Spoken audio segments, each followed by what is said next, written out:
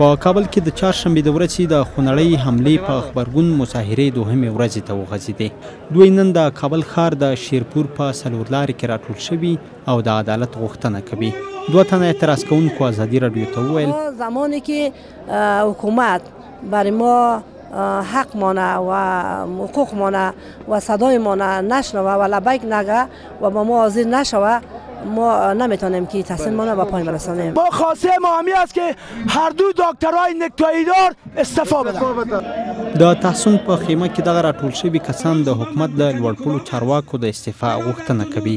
د مظاهرې یو تن تنظیم کوونکي آصف اشنا رسنیو ته وویل از رهبری حکومت وحدت ملی محمد اشرف غنی و عبدالله به دلیل بیکفایتی و ناتوانیشان و پاسداری از ارزش‌های حقوق شهروندی و ناتوانی در تأمین امنیت شهروندان می‌خواهیم تا هرچه زودتر استعفای خویش را به پیشگاه ملت تقدیم کنند.